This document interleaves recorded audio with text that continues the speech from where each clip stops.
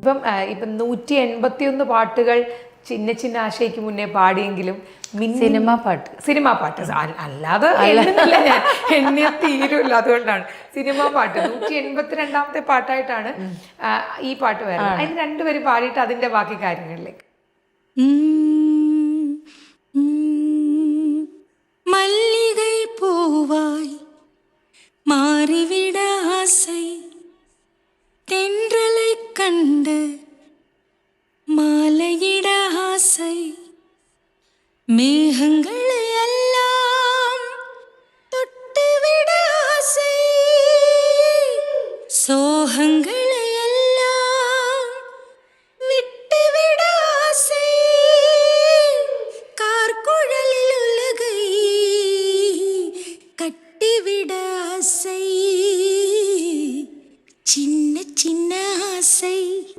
ഓ എൻ്റെ ദൈവം, ഇതൊക്കെ ഞാൻ ജീവിതത്തിൽ എന്താ പറയുക നമ്മൾ ചെയ്ത എന്തെങ്കിലുമൊക്കെ ഒരു ഭാഗ്യങ്ങളിലൊന്നായിരിക്കും അല്ലേ ചേച്ചി? കാരണം ഇങ്ങനെ ചേച്ചിയുടെ എന്താ പറയുന്നത് ലൈവായിട്ട് ഇത് കേൾക്കാൻ പറ്റുന്ന ജീവിതത്തിൽ വിചാരിച്ചിട്ടേ ഇല്ല.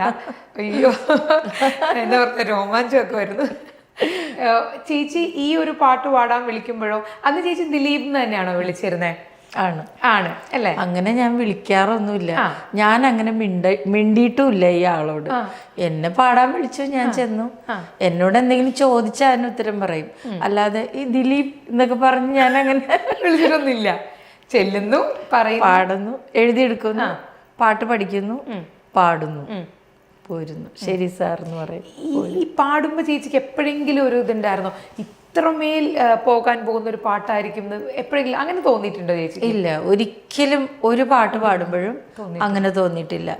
എൻ്റെ മനസ്സിൽ എനിക്ക് കിട്ടുന്ന പാട്ട് എൻ്റെ അപ്പച്ചൻ എന്നോട് പറഞ്ഞു തന്നിട്ടുണ്ട്. ഓരോ പാട്ടും ഒരു കുഞ്ഞ് ജനിക്കണ പോലെ ജനിച്ചതാണ് പാട്ടുകൾ. അതെൻ്റെ അടുത്ത് എത്തുന്നതിന് മുൻപ്, ആ പാട്ട് എൻ്റെ കയ്യിൽ എത്തുന്നതിന് മുൻപ് ആ പാട്ടൊരു കുഞ്ഞ് ജനിക്കുന്ന പോലെ ജനിച്ചതാണ് എന്നാണ് അപ്പച്ചൻ പറയാറ്. കാരണം പാട്ട് എഴുതിയ ആളുടെ മനസ്സിൽ നിന്ന് വരുന്ന കവിതകൾ അല്ലേ, ആ കവിതകൾക്ക് ജന്മം, ഒരു ജീവൻ കൊടുക്കുന്നത് മ്യൂസിക് ഡയറക്ടറോടൊപ്പം കൂടെ വായിക്കുന്ന. അതുകൊണ്ടാണ് എനിക്ക് മ്യൂസീഷ്യൻസിനോട് അത്രയും എനിക്ക് സ്നേഹവും ബഹുമാനമാണ്. കാരണം ഒരു പാട്ട് ഞാൻ പാടുന്നുണ്ട്, എപ്പോഴും പാട്ടുകാരെ കുറിച്ചാണ് എല്ലാവരും പറയാറ് അല്ലേ? അതെ. ഓ ആ പാട്ട് ചേച്ചി പാടി, ഇപ്പം തന്നെ മോള് പറയല്ലേ പാട്ട് ചേച്ചി എന്ത് നന്നായിട്ട് പാടി എന്നൊക്കെ പറയുന്നുണ്ടെങ്കിലും ഇതിൻ്റെ കൂടെ, ആ പാട്ടിൻ്റെ കൂടെ ജീവിച്ച ഒരുപാട് പേരുണ്ട്, കുറേ മ്യൂസീഷ്യൻസ്. അവരും കൂടിയാണ് ഇപ്പം എൻ്റെ ശരീരത്തിലുള്ള എല്ലാ അവയവങ്ങളും ചേർന്നതല്ലേ ഞാൻ. ഇതുപോലെയാണ് ഒരു പാട്ട്. ആ മ്യൂസീഷ്യൻസിൻ്റെ, എത്രയോ കഴിവുള്ള മ്യൂസീഷ്യൻസിൻ്റെ കൂടി ചേരലുകൾ കൊണ്ട് ഒരു മനോഹരമായ ഒരു പാട്ടുണ്ടാകണം. അത് നമ്മൾ ആസ്വദിക്കുമ്പോൾ നമ്മൾ അതിൽ വായിച്ച മ്യൂസീഷ്യൻസിനെയോ ആരെയും അത് ഓർക്കും. ആ പാട്ട് പാടിയ ആളോർക്കും, ഞാൻ ഓർക്കും. ഇപ്പം നിങ്ങൾ ആ പാട്ട് കേൾക്കുമ്പോൾ നിങ്ങൾ ചിന്തിക്കുന്ന രീതിയിൽ എനിക്ക് ചിന്തിക്കാൻ പറ്റില്ല ഒരിക്കലും. ഞാനതിൻ്റെ അന്ന് ഞാൻ പാടിയപ്പോൾ ഞാൻ എന്തെല്ലാം എങ്ങനെയൊക്കെ ആയിരുന്നു, എൻ്റെ കൂടെ ആരൊക്കെ ആയിരുന്നു, എൻ്റെ കൂടെ ആരുടെയൊക്കെ കൂടെയാണ് ഞാൻ വർക്ക് ചെയ്തത്, അതൊക്കെയാണ് എൻ്റെ മനസ്സിൽ വരിക.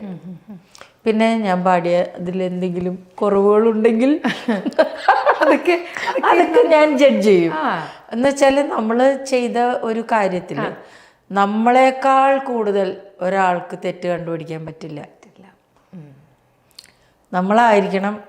എനിക്കങ്ങനെ പറ്റും. കാരണം ഞാൻ പാടിയ എല്ലാ പാട്ടും പെർഫെക്റ്റ് ആണെന്ന് എനിക്ക് ഒരിക്കലും പറയാൻ പറ്റില്ല. അതിലെന്തെങ്കിലുമൊക്കെ കുറവുകളുണ്ട്, എല്ലാവരുടെയും പാട്ടിലുണ്ടാവും. അത് അവരവർക്കേ അറിയുള്ളൂ. ഇത് അങ്ങനെ ഇപ്പൊ ചേച്ചി പറഞ്ഞുകൊണ്ട് ഞാൻ ചോദിക്കുകയാണ്, അങ്ങനെ പാടിക്കഴിഞ്ഞിട്ട് ആ കാലഘട്ടത്തിൽ അയ്യോ എനിക്ക് ഒന്നുകൂടെ പാടിയാൽ കൊള്ളാം എന്ന് വിചാരിച്ച എല്ലാ പാട്ടും തോന്നും. എല്ലാ പാട്ടും വീട്ടിൽ വന്ന് നമ്മളൊന്നുകൂടി പാടിയൊക്കെ നോക്കും. അങ്ങനെ സമയം ഉണ്ടെങ്കിൽ. അന്നൊന്നും ഇങ്ങനെ സമയമില്ല. ഇപ്പൊ ചോദിച്ചതുകൊണ്ട് അതിനൊരു ഉത്തരം ഇതായിരിക്കും. കാരണം അത് കേൾക്കുമ്പോൾ നമുക്ക് തോന്നും ഇത് അവിടെ അങ്ങനെ പാടായിരുന്നു, സാരമില്ല എന്ന് വിചാരിക്കും. പക്ഷെ സാരമില്ല എന്ന് വിചാരിക്കുന്നിടത്തും ഒരു ചെറിയ വേദന ഉണ്ടാവും. കാരണം നമ്മുടെ ഒരു കുറവല്ലേ അത്, നമ്മുടെ ഒരു മൈനസാണ് അത്.